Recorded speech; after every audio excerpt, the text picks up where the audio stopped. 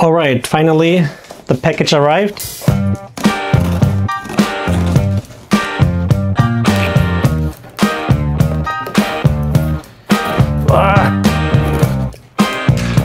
So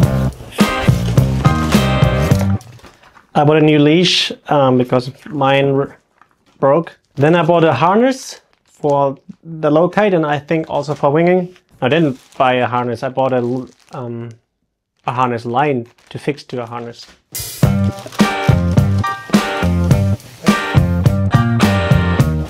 And this is the thing I've been waiting for. Looks super nice. It's good so the water can go out, I think. And then let's see. This is it. It's like 4 square meters.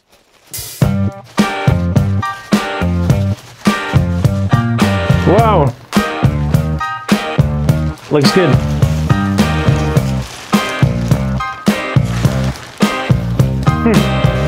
It looks really big.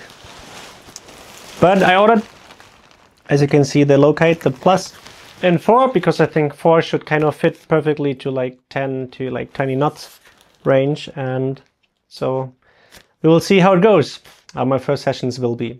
But this is it. It's like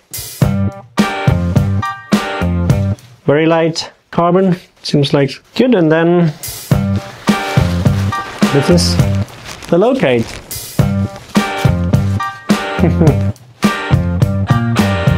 I'm really excited to see how it goes and how average Joe like me will handle the Lowkite. Stay tuned.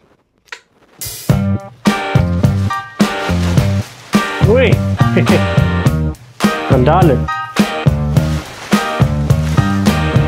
Nice. So this is the bag. I think this is cool. So you could carry it on the water. And you can also close it and like use it. So I think it looks good. Live for it. So let's live for it. I was excited to try it out and it had around 15 knots. So I thought it should be enough to go out with the Lowkite. In the beginning somehow the lines were still twisted, so I had to untwist it, but compared to kiting, I think it's much easier to untwist it since the lines are fixed. There's not so much bad like chaotic stuff with the lines.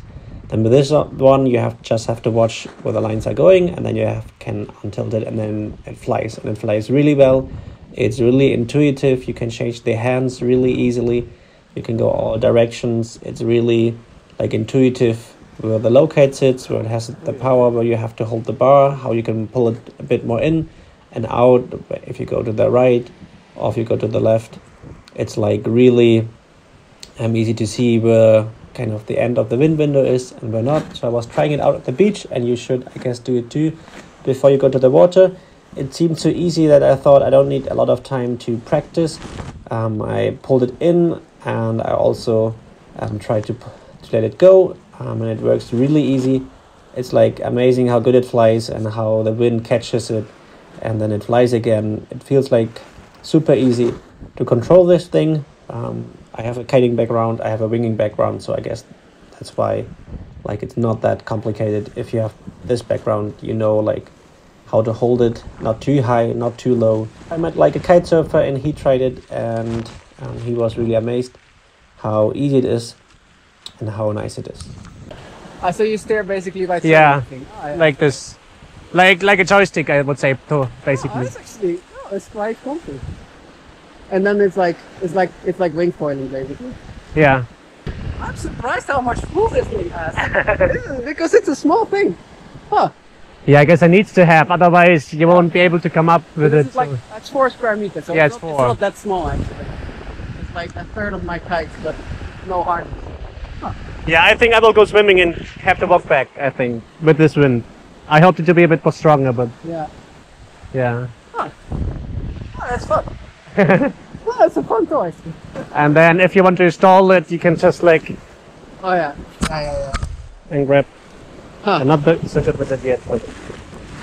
Yeah. Fun toy. We will see how it goes.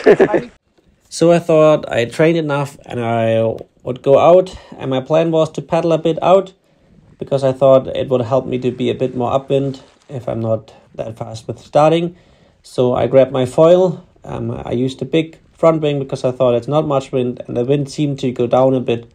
And so I wasn't so sure anymore if I could make it. I thought I would take the Lowkite packed with me and then open it on the water, which was, or I guess is, a possible way to start if it has enough wind. But as we soon figure out, the wind will die like really soon. And so here I had on my front of the board, and I thought I would just hold it up and the wind would catch it. But since the wind was dying, it was really difficult that the wind would catch it. So I stood up and I thought I could maybe open it. If I'm standing a bit higher, you see still a kiter going, but if you watch closely, he's also like looping quite much. In a few minutes, his kite was also down. So the wind was really dying, and probably even more on the ground, maybe a bit more. I'm a bit higher, but there was much wind, and the wind is not picking the Lowkite up. And so like it was not a successful first tryout. So I learned a lesson. I think it would have maybe worked like still a little bit if I would have went out holding up the Lowkite and then going out with it and then trying, but the wind was dying even more. It was going down to like 5 knots, and because there was some rain coming through, and so it wasn't that successful. But here I guess my first verdict of the Lowkite. I was also flying a different Lowkite from somebody else who was also there for the first time. They felt really the same flying characteristics. So I would say it's a great thing to be able to hold it with one hand. It gives you so much more freedom. It's super light. It's super small. It's super practical. It's super intuitive. I'm not sure how easy it is to manage to foil because I couldn't try. You need, I guess, if you're a beginner, you need enough wind, like around 50 knots, depending on your size. But since the wind died on me, I couldn't really try it, and I wasn't that successful. So I will wait for some more wind and for some time that I can go and don't have to work. If you have any questions, feel free to write it in the comments. And thank you for watching, for liking, and being part of this Lowkite Parawing downwind journey that I'm on. It seems like awesome, and I think there are great opportunities ahead of us. So may the foil be with you always.